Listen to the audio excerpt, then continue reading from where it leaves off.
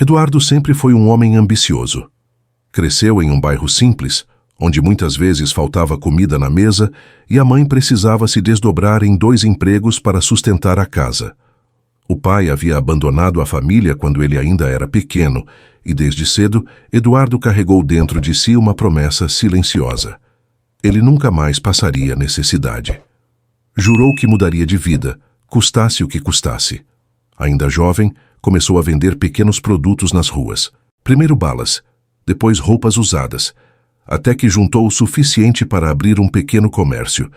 Trabalhou dia e noite, sem descanso, sem feriados, sem finais de semana. Enquanto os amigos se divertiam, ele estudava números, lia livros de negócios, buscava oportunidades.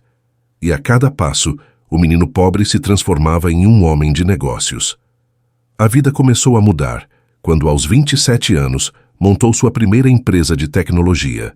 Muitos não acreditaram nele. Disseram que era loucura, que ninguém investiria em um garoto sem diploma universitário. Mas Eduardo não ouvia críticas. Trabalhava até de madrugada, programando, vendendo, convencendo clientes. Quando a empresa começou a dar certo, os primeiros lucros chegaram. E dali em diante, foi um crescimento sem volta. Com o tempo, se tornou milionário. Mansões, carros de luxo, viagens internacionais, restaurantes caros. Tudo o que um dia sonhou, agora estava ao seu alcance. Para quem olhava de fora, Eduardo tinha conquistado o impossível. Era a prova viva de que um menino pobre podia se tornar um homem milionário. Mas por dentro, algo estava errado. As noites eram longas e solitárias. Apesar de todo o luxo, Eduardo chegava em casa e encontrava apenas silêncio. Não havia filhos correndo pelos corredores, nem alguém esperando por ele na sala. Não havia abraços sinceros, apenas cumprimentos formais de empregados. A solidão crescia como uma sombra, até que uma noite, sentado em sua enorme sala de estar com taças de cristal e obras de arte ao redor, ele se perguntou: para que tudo isso, se não tenho com quem compartilhar? Foi nessa noite que Eduardo percebeu algo que nunca tinha parado para pensar. Ele tinha se tornado milionário, mas o preço havia sido alto. Sacrificou relacionamentos, perdeu amigos, afastou pessoas que o amavam. Tinha tudo, mas ao mesmo tempo não tinha nada. No dia seguinte, caminhou pela mansão e cada detalhe parecia zombar de sua solidão. As paredes imensas pareciam ecoar o vazio. O silêncio pesava mais que qualquer dívida que já tivesse enfrentado no passado. Eduardo, pela primeira vez, sentiu medo. Medo de ter conquistado o mundo e ainda assim estar completamente sozinho. Ele fechou os olhos e se lembrou da infância. Lembrou da mãe, sempre sorrindo apesar das dificuldades. Lembrou dos amigos de rua, da bola de meia, dos dias em que não tinha nada, mas tinha alegria. Foi então que uma pergunta martelou sua mente. Será que riqueza é só dinheiro? Ou existe um tipo de riqueza que eu ainda não conheço? No fundo, Eduardo sabia a resposta e decidiu procurá-la. Na manhã seguinte, abriu os olhos e percebeu algo que parecia absurdo. Pela primeira vez em anos, o silêncio da mansão não o incomodava. Ele simplesmente não tinha pressa. Não havia reuniões urgentes, nem contratos milionários para assinar. Ele ficou parado, observando pela janela. Na rua, via crianças correndo atrás de uma bola furada, mães se ajudando com sacolas pesadas e vizinhos rindo alto de piadas simples. E então, pensou, quando foi que eu deixei de ver a vida acontecendo diante de mim?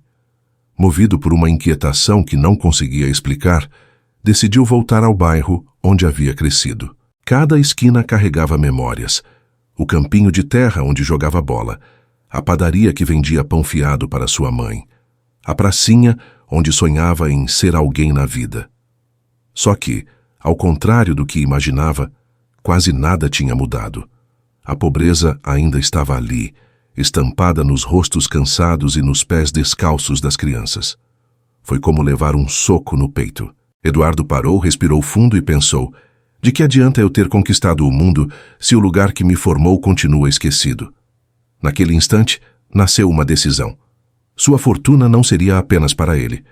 Pela primeira vez, Eduardo queria devolver algo ao mundo. Dias depois, fundou uma instituição para apoiar jovens carentes, mas não se limitou a assinar cheques. Ele fez questão de estar presente. Andava pelo bairro, entrava nas escolas, sentava-se em cadeiras simples para ouvir histórias que lembravam a sua. O milionário de terno impecável passou a dividir o tempo com meninos de uniforme gasto e meninas cheias de sonhos, mas sem oportunidades. Certa tarde conheceu Lucas, um garoto de 13 anos, que queria ser engenheiro, mas não tinha nem caderno para estudar. Eduardo se ajoelhou diante dele, olhou nos olhos e disse: "Nunca acredite quando disserem que você não pode. Eu também comecei sem nada. A diferença é que eu nunca parei de acreditar em mim." Essas palavras ficaram gravadas não só no coração de Lucas, mas também no de Eduardo, porque, ao dizê-las, ele finalmente entendeu que estava falando consigo mesmo. O vazio da mansão foi se enchendo de vida. Corredores antes silenciosos passaram a ecoar risadas de crianças que visitavam a casa. Eduardo já não via luxo como ostentação, mas como oportunidade de mostrar a outros que sonhos também podiam ser reais. Em uma entrevista, disse a frase que se tornou seu legado: "Dinheiro compra coisas, mas só amor e propósito compram paz." E a paz chegou no dia em que foi homenageado por jovens que sua fundação ajudou a transformar. Num pequeno palco improvisado, uma menina emocionada declarou: "Seu Eduardo, o senhor não apenas mudou minha vida, o senhor me ensinou a acreditar que eu também posso mudar a vida de outras pessoas." Naquele momento, Eduardo chorou, mas não eram lágrimas de solidão como no passado. Eram lágrimas de quem finalmente entendeu que a maior riqueza da vida não cabe em cofres, mas no coração. O menino que um dia dividia um prato de arroz, agora dividia esperança. O milionário que um dia se sentiu vazio agora era completo, porque descobriu que ser rico de verdade não é ter muito, mas multiplicar o bem que se tem. E assim, Eduardo deixou de ser apenas milionário em dinheiro.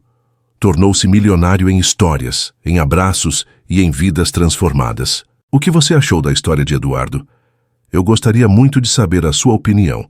E não esqueça, siga o canal Relatos do Tio Paulo, deixe seu comentário, curta este vídeo e compartilhe com quem você acha que precisa ouvir essa mensagem hoje.